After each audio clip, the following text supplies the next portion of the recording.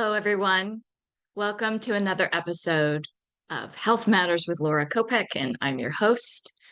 And today we're going to talk about one of my favorite subjects, and actually, I've become quite passionate about this for a while. It is the subject of my new book, so stay tuned for that. We're in final edits. Today I'm going to talk to you about this diagram that I've created to help understand histamines a little bit better. It is one of the more useful educational tools I use when helping people understand what a histamine intolerance, I like to call it histamine overflow, looks like and how we can get stuck in this loop. All right, so let's begin with this analogy.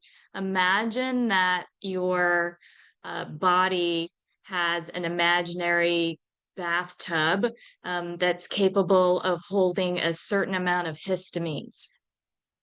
And histamines are a neurotransmitter, they are a hormone, they are a pseudoallergy, they are a byproduct. They can create certain kinds of bacteria. They can create a slimy film called biofilm that can further trap these kinds of bacteria and cause a chronic uh, condition or a chronic state, if you will. Histamines are often linked to a variety of different symptoms. We think about histamines like upper respiratory infection or seasonal allergies, but histamines can actually contribute to anxiety, specifically histamine causing anxiety, brain fog. They can contribute to headaches. They can contribute to insomnia, frequent urination, night sweats, middle of the night waking. The more common thing that we kind of think about when we think about histamines is congestion, runny, congested nose, runny nose, chronic sinus infections can have this, rashes for sure, itchy skin. And there's a lengthy list of all of the manifestations of histamines when they get to be too abundant for the body to break down and handle. So again, if we have a bathtub and the bathtub is going to be our genetic makeup for histamine receptors, DAO enzyme, which is an enzyme to degrade histamine, but also again, that biofilm, that kind of slimy stuff that can degrade the integrity of the intestinal walls, can kind of make that bathtub seem smaller and less capable of handling histamines. And this is going to be our gut health as well. Again, infections and things can cause the bathtub to not be able to carry as much histamines. All right. So, what turns on the faucet and brings histamines into the body? Well, certain foods for sure. So make sure you check out the updated histamine food list. It's about 10 pages long. You can find it on the website. It'll tell you exactly low, medium, high, very high foods. So, again, foods that either have been aged and will build up histamine. They can cause histamine bacteria when they're eaten. Um, so sometimes they're contributing to histamine, sometimes they are histamines.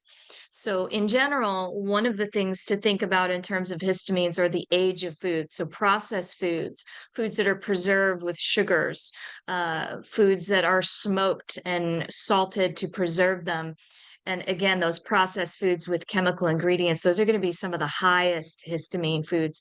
Aged foods like aged cheeses, wines, things of that nature. Sourdough, we think that sourdough is a healthy option. Certainly, when you're comparing sourdough to like bread that has artificial preservatives in it, a better choice. But for some people that, if they're stuck in this kind of state here with this histamine overflow, then those foods are going to cause physical stress on the body. Again, the bathtub can only contain so many amounts of histamines. And then if we're under stress, we're going to go all the way over here to our own cells. Our own cells can sometimes release histamines when we're under chronic stress. And stress, as I talk about in a variety of places, including other episodes on stress. It is not just emotional and mental stress, it is physical, it is sensory. Guess what? We're all under sensory stress. We live with phones and computers, and we're constantly being stimulated by technology, and everything is moving so much faster. So, this is kind of a given here. And again, a typical diet and can cause someone to be under physical stress.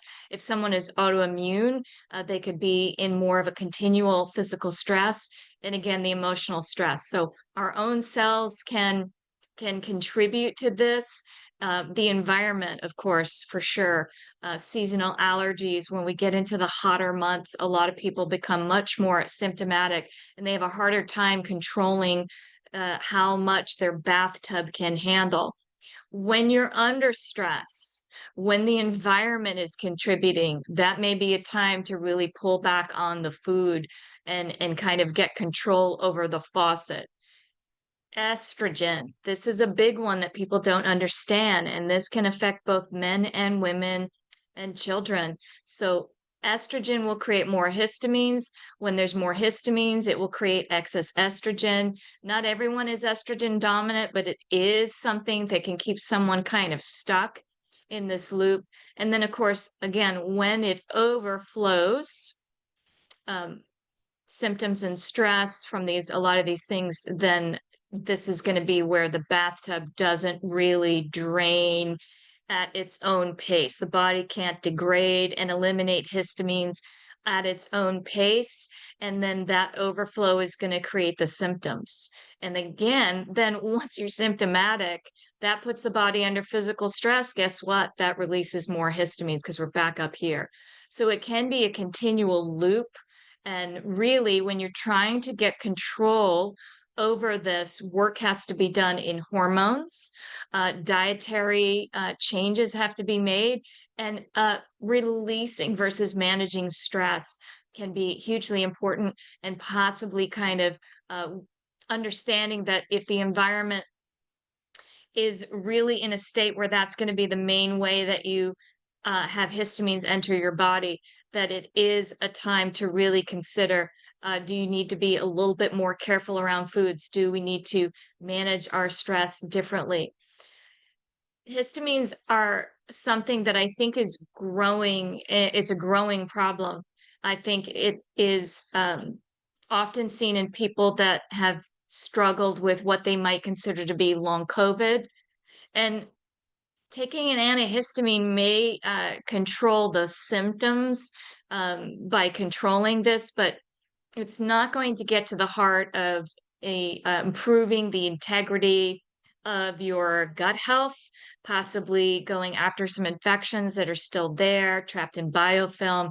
It's not going to help you release stress. It's not going to help with the estrogen. So, what I encourage people is to think about this differently so you can have a broader understanding of how all of this participates in you feeling anxiety, because maybe not all the anxiety is related to low serotonin or low dopamine, any of those neurotransmitters, which even the balance of neurotransmitters sometimes can be affected by uh, the neuroinflammation caused by histamines. Because if the histamines are not degrading properly, and where they happen to build up is in the cerebral spinal fluid, then again, that can create a loop here. Because again, with increased anxiety, someone is going to have increased mental and emotional stress. That's going to keep someone stuck in that loop. Headaches, chronic sinus congestion, all that again is physical stress. Sometimes headaches can be from dehydration, sometimes they can be from a nutritional deficiency of magnesium or riboflavin, which is B2. Sometimes it can be the toxic and inflammatory load. But looking for why these things exist um, is really important in understanding, like, what do I need to do to support this, in spite of whether or not you take an over the counter or prescription to manage these. It might be really helpful to know, hey, is my diet contributing to this? Is my hormones, is my environment Is it the way that my body is dealing with stress in a more expanded view of stress? Night sweats. We have a lot of women that come in. They think they're in early menopause because they're having temperature dysregulation and night sweats, and it's actually not in that itself. Night sweats can be related to things like low testosterone, low progesterone. It could be any number of hormonal imbalance, but a lot of times it's a temperature dysregulation caused by excess histamines. So again, that's something to think about is whether or not your symptoms are related to to the more common and misunderstood version of why it happens.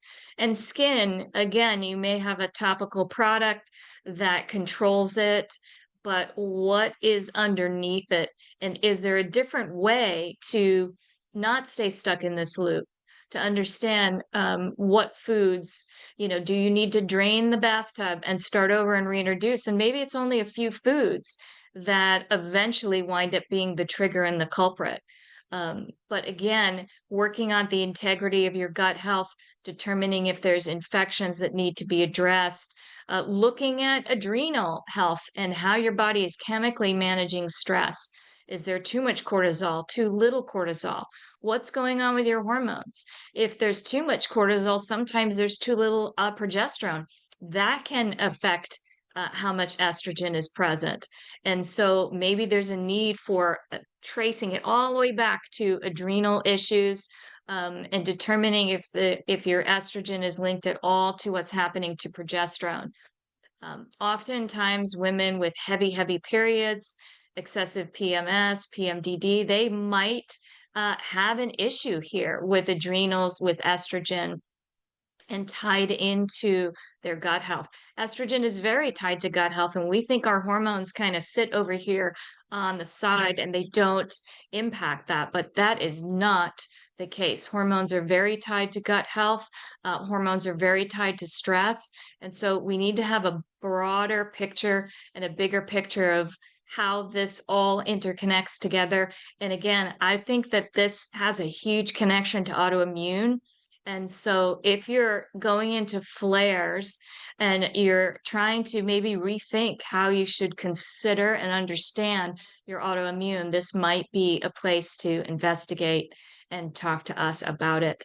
I'm really passionate about this. I hope the diagram has been helpful to understand how this can impact our health and keep us stuck here. And I hope that you'll tune in for another episode and also keep an eye out for my book. Excited for it to come out and have a bunch of detailed information and more information. In the meantime, you can pick up a lot of our resources on the website. Not only this chart, this diagram, but we have the full expanded histamine food list. We've got meal ideas, whether you need to look at just a histamine meal plan or whether or not you need to be in histamine autoimmune. We have a reset and a reintroduction. So if you want to go about this slow and you don't know really where to start, but it seems daunting, then you might want to look at the reset. If you have eliminated, but you're struggling with reintroduction, on the second page to the reset, we have a reintroduction schedule. So again, this has become a passion of mine. I've been working on the book now for over a year, and we've been fine tuning our educational resources so that we can provide good quality information to you. So, uh, hope you enjoyed this episode and look forward to getting more information out to you. Keep listening. Thank you.